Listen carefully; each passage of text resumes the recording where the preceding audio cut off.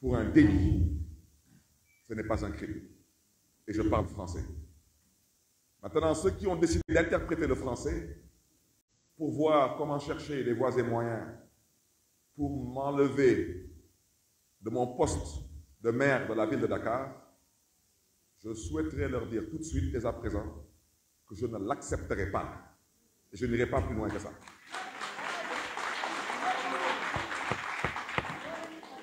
Maintenant, on est dans un pays dans lequel on dit souvent que on ne voit jamais la personne qui provoque. On ne voit que la personne qui se venge. Vous savez, une personne peut passer tout son temps à vous mordre. Tout son temps à vous mordre. Mais à un moment donné, vous allez sourire un peu pour qu'il puisse voir que vous aussi, vous avez des dents. C'est important. Parce que quand il verra que vous n'êtes pas édenté, il comprendra que vous aussi, vous pouvez mordre. Parce qu'il y a des choses que personne n'acceptera. Je souhaiterais leur dire et surtout interpeller les bailleurs de fonds, les partenaires techniques et financiers de ce pays. Parce que le Sénégal est un État aujourd'hui qui est respecté et respectable parce qu'il respecte certains critères. On ne peut pas passer son temps dans une république à décider d'enlever à d'honnêtes citoyens leur mandat électif seulement parce qu'on a décidé qu'on est fâché et qu'on veut soi-disant, on veut se venger. Si vous êtes fâché, c'est votre problème. Et si vous voulez vous venger, c'est aussi votre problème.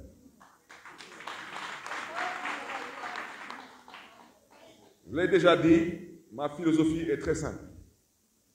Ku jëf jël, ku ñàkk jëriñu, ku mer bokk. La politique, il faut donner des coups, il faut accepter d'en recevoir. Mais la politique, c'est d'abord une histoire de gentlemen et de gentlewomen. La politique ne peut être faite que par des personnes qui comprennent le sens de l'élégance républicaine et de la courtoisie citoyenne. La politique, vous m'excuserez de l'expression, elle n'est pas faite pour les arrivistes, pour les parvenus et pour les bas-du-pied. La politique, c'est de l'élégance. Ça fait 20 ans que je suis en politique. Je suis fils de politique, j'ai été formé par des politiques. La politique, c'est l'élégance. Pour la mairie de Dakar, je voudrais dire que nous ne bougerons pas d'un iota. Maintenant, nous sommes des citoyens, nous vivons dans une république et nous savons ce que l'État a le droit de faire. L'État a le droit d'envoyer des inspections. Ça, vous en êtes totalement libre. Les inspections, j'en connais. Je connais l'inspection générale d'État, je connais la Cour des comptes. Je suis cette année quasiment à ma 15e année de maire. J'ai été inspecté, audité plusieurs fois. Je n'ai jamais été interpellé sur un quelconque manquement. Ce n'est pas aujourd'hui que parce que quelqu'un est fâché et que quelqu'un veut se venger que soi-disant on va décider subitement que je suis devenu un voleur ou un escroc. Je ne l'accepterai pas non plus. Maintenant, ce que je dis, je veux que les choses soient très claires. Je n'aimerais pas que demain on dise encore que Barthélémy est une personne violente. Barthélémy n'est pas violent. Mais je ne me laisserai pas marcher sur les pieds. Et quiconque a un problème avec ce que je dis, son problème n'est pas le mien.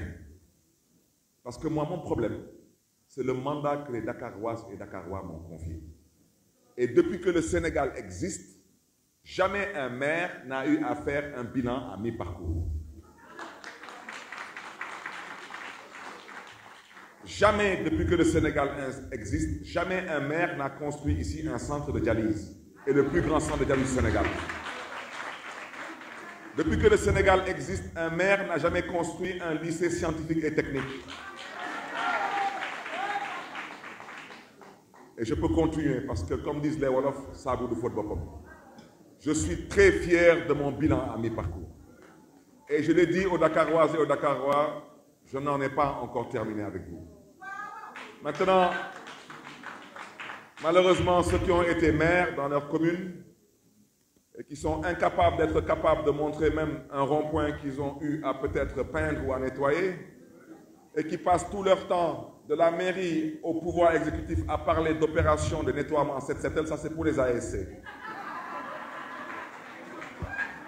Vous comprenez, quand on est président de la République ou on est Premier ministre et on parle de 7-7L, c'est que franchement, on n'a absolument rien à faire à ce poste de responsabilité.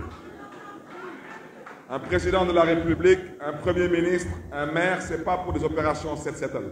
C'est pour travailler et délivrer un bilan. Maintenant, pour les cancres et les médiocres, effectivement, ils peuvent chercher des faux fuyants.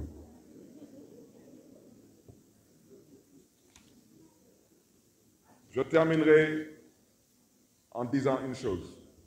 Par la grâce de Dieu, auditez la mairie de Dakar autant que vous voulez.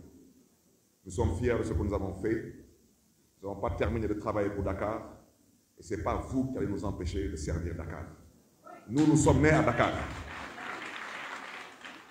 Nous avons grandi à Dakar. Nous, on habite Dakar et nous sommes des Dakarois. Maintenant, Dakar, tout Sénégalais est Dakarois. Parce que vous soyez du nord, du sud, de l'est, de l'ouest, du centre, Dakar est votre capitale. On a de complexes envers aucun citoyen d'aucune contrée du Sénégal. Mais que ceux qui ont des complexes envers les Dakarois et les boys Dakar, on les invite à la tenue et à la retenue. Je terminerai mon propos par dire à l'endroit des tenants actuels du pouvoir. Je constate avec amertume, comme la plupart des Sénégalais, votre incompétence, votre incapabilité et votre incapacité éventuellement à pouvoir délivrer, à pouvoir tenir vos promesses. Mais je ne suis pas votre ennemi. Je ne suis pas à l'origine de vos problèmes. Vous avez un problème, pour ne pas dire un problème de 3 ordres. Votre premier problème, c'est d'abord de combattre la vie chère. Vous avez été élu pour ça. Ne l'oubliez pas et arrêtez de divertir les Sénégalaises et les Sénégalais. Vous n'avez pas été élu pour combattre Barthélémy Diaz. Vous n'avez surtout pas été élu pour vous mettre ici à mettre en avant la justice des vainqueurs. Vous n'avez pas non plus été élu pour chercher aujourd'hui à vous accaparer de la mairie de Dakar par une voie autre que la voie démocratique et électorale. Votre deuxième problème, c'est que vous devez d'abord trouver de l'emploi aux jeunes. Vous avez promis ça aux jeunes. Vous avez promis aux jeunes que l'immigration clandestine serait un vieux souvenir. Et votre troisième problème, c'est surtout de pouvoir relancer l'économie et le social. Depuis que le Sénégal existe, c'est la première fois qu'un bailleur de fonds, partenaire financier du Sénégal, de l'envergure du Fonds monétaire international,